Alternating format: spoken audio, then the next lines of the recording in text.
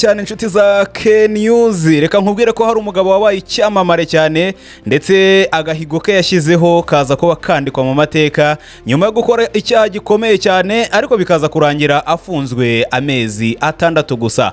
Icyaha cya counterfeiting cyangwa se gucura impapuro mpimbano cyane cyane amafaranga ni icyaha gihanwa hihanukiriwe cyane cyane mu bihugu bigiye bitandukanye harimo nka Leta Zunze Ubumwe za Amerika, Ubwongereza, Ubushinwa, u Rwanda, South Africa ndetse n'ibindi bihugu bigiye bikomeye. Uyu mugabo witwa Frank Bourassa uyu yafashwe yaragerageje cyangwa se yarakoze amafaranga ya Leta Zunze Ubumwe za Amerika, ubwo ndavuga amadolari arenga miliyoni 250 ariko aza kuba afungwa amezi 6 yonyine. Byagenze bite kugira ngo igihano cyangwa se icyaha gihanishwa igihano kiremereye kize kurangira uyu mugabo wabaye icyamamare afatwa agafungwa amezi 6 yonyine? Ni ibitangaza bibera kuri Nosi ya Rurema. Hano ni kuri K-News. Niba wahageze icyo gukora urakizi, no gukanda kuri subscribe ubundi tugatemberana isi y'ikoranabuhanga, imbuga nkoranyambaga ndetse n'ibitangazamakuru bigiye bitandukanye tureba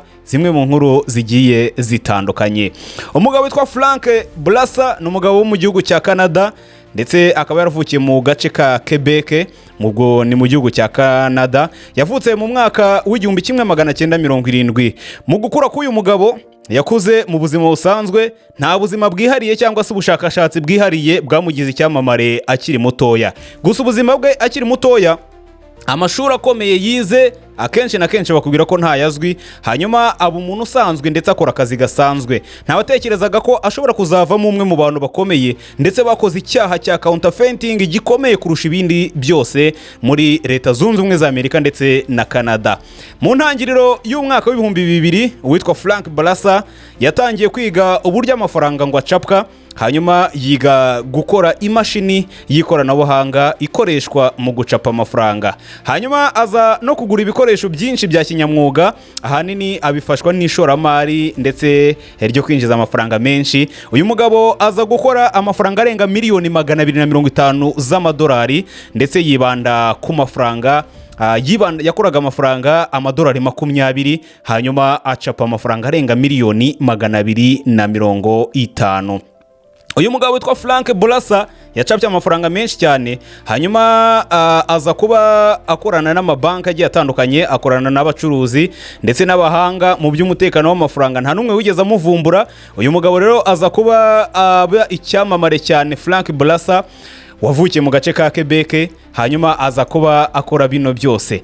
Uyu mugabo yaje afatwa n'ubutasi bwa gipolisi hamwe n'umukozi w'ibanga cyangwa se ubita undercover agent mu 2012 ubwo yageragezaga kugurisha amafaranga y'ibinyoma cyangwa se n'amafaranga yewe ubwe yicapiraga.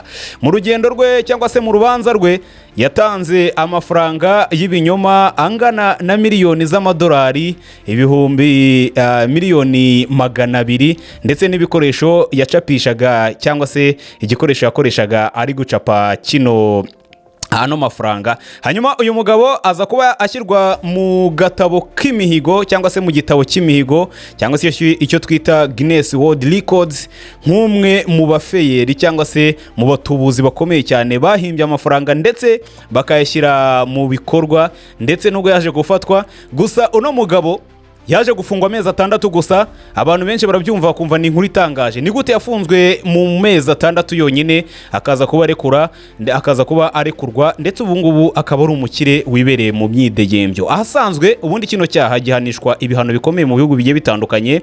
Urebye nko muri Leta Zunze Ubumwe za Amerika, icyaha cya counterfeiting cyangwa se guhimba no gukwirakwiza impapuro mpimbano cyane cyane amafaranga cyangwa se ibyangombwa yewe n'ibirango cyangwa se n'ibicuruzwa bikomeye, bigenda bihanishwa ibihano bigiye bitandukanye bitewe n'igihugu cyakorewemo cyangwa se uburemere bw'icyo cyaha yakoze. Nko muri Leta Zunze Ubumwe za Amerika, counterfeiting ifatwa nk'icyaha gikomeye cyane gihanwa bihanukiriye.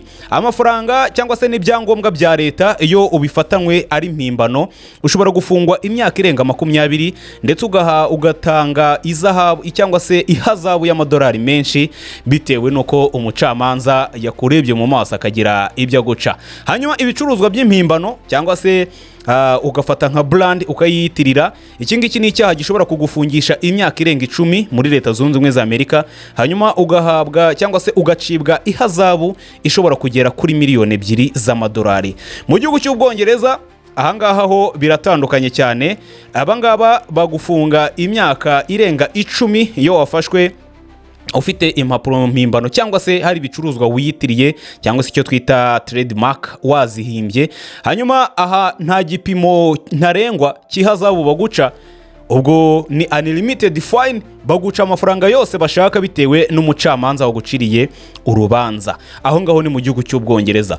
Mu gihugu cy'Ubufaransa i Paris, counterfeiting ifatwa nk'icyaha kibangamira ubukungu cyane muri kino gihugu. Igifungo kigera ku myaka 7 yose, ndetse bakaba baguca ihazabu igera ku amayero 750. Aya niyo hazabu ucibwa mu gihugu cy'Ubufaransa. Hanyuma icyaha iyo gikozwe mu matsinda, ibihano byikuba kabiri, ubwo birumvikana imyaka ya 7 ihinduka 14, hanyuma ihazabu yari 750 ubwo ihinduka miliyoni 1,500,000. Aho ni mu gihugu cy'Ubufaransa.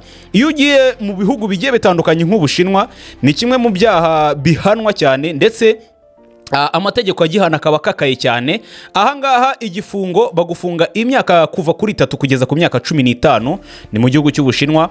Ihazabu yo ni nyinshi cyane biterwa n'umucamanza waguciriye urubanza. Ku byaha bikomeye cyane nko guhimba amafaranga menshi, igifungo cya burundu barakigukatira, cyangwa se bakaba bashyiraho n'igihano cy'urupfu mu bihe bidasanzwe. Aho ni mu gihugu cy'Ubushinwa kwa Chairman Xi Jinping. Hanyuma mu gihugu cy'u Rwanda kwa Chairman Paul Kagame, hano hari itegeko nimero 68/2018 rigena ibyaha n'ibihano muri rusange. Guhimba amafaranga, ibyangombwa bya leta cyangwa se ibirango by'igihugu, igifungo kiva ku myaka 5 kikageza ku myaka 10, cyangwa se ikaba yarenga bitewe n'uburemere. Hanyuma akaba baguca ihazabu y'amafaranga menshi, naho nta kipimo ntarengwa biterwa n'umucamanza waguciriye urubanza. Ibyahimbwe byose birafatirwa na leta, ubwo leta ikaba iyabifata ikabishyira mu bubiko bwabyo. Ibicuruzwa by'impimbano, ahangaha ibihano byiyongera iyo byagize ingaruka ku buzima bw'abantu, ubwo ni nk'imiti, ibiribwa cyangwa se ibinyobwa byose wahimbye bikaba byagira ingaruka ku buzima bw'abantu. Ahangaha iri tegeko nimero 68 mu gihugu cy'u Rwanda, i Kigali baraguhana bihanukiriye. Iyo ugiye nko muri Afrika y'Epfo, ni kimwe mu bihugu nabyo bikomeye cyane cyangwa se bibera mu bino byaha cyane. Afrika y'Epfo igifungo cyaho iyo bagufatanye impapuro mpimbano ndetse cyangwa se nk'amafaranga mahimbano, baguhana kugeza ku myaka 15, ndetse bakaguca n'ihazabu ikomeye cyane, naho biterwa n'umucamanza wagukatiye. Ibicuruzwa byose birafatirwa na leta. Ubwo tunyuze mu bihugu bigiye bitandukanye kugira ngo nkubwire impamvu uyu mugabo yaje kurokoka ibi bihano, kandi yarakoze icyaha gikomeye ndetse kinahanwa mu bihugu bikomeye, ndetse naho yagikoreye hakaba hakomeye. Uyu ni umugabo nyuma yo gufatwa yaje kwemera gukorana na polisi, ayihereza amafaranga yose yari yarakoze, ariko si yose kubera ko hari amwe yari yaraguze imitungo andi arayahisha. Yabahaye miliyoni 200 z'amadolari mu gihe yari yarakoze miliyoni zirenga 250. Icyo gihe polisi yarabyemeye kubera ko cyari ikibazo gihangayikishije inzego z'umutekano. Hanyuma aza no kuba abahereza ibikoresho bye yakoreshaga acapa, ndetse agirana nabo amasezerano kutazongera kubikora ukundi. Uyu mugabo yabanje gufungwa igihe gitoya muri gereza, kandi yahanishijwe n'amande matoya. Hanyuma amategeko ya Leta Zunze Ubumwe za Amerika ubwo yashoboraga kumuhana imyaka myinshi, ariko siko byagenze, kuko uyu mugabo yaje gukorana na polisi, aza gukorana na polisi mu buryo bwiza cyane. Urubanza n'ibihano ntibyaza kuba biremera cyane. Yatanze amakuru y'uko amafaranga akorwa, icyo gihe biza gufasha polisi guhiga abandi bakora ayo mafaranga. Hanyuma igihano kiragabanywa cyane. Yari yakatiwe imyaka irenga 10, ariko yaje gufungwa amezi 6 kubera ko yemeye gufatanya na polisi. Ubuzima bwe nyuma yo gufungurwa yavuye mu bikorwa bya counterfeiting cyangwa se bino bikorwa byo gukora amafaranga n'impapuro mpimbano, arabireka. Hanyuma aza kuba agaragara mu madocumentary agiye atandukanye, hagaragara mu ma interview, ndetse yivugira ku nkuru zivuga ku bugenge bwe nuko yashutse systeme y'igihugu. Ibyo ngibyo aba ari byo yiberamo, ahinduka umuturage usanzwe, ahinduka umuntu usanzwe, ava mu bikorwa by'ubugizi bwa nabi ariko arokoka igifungo cy'imyaka 10.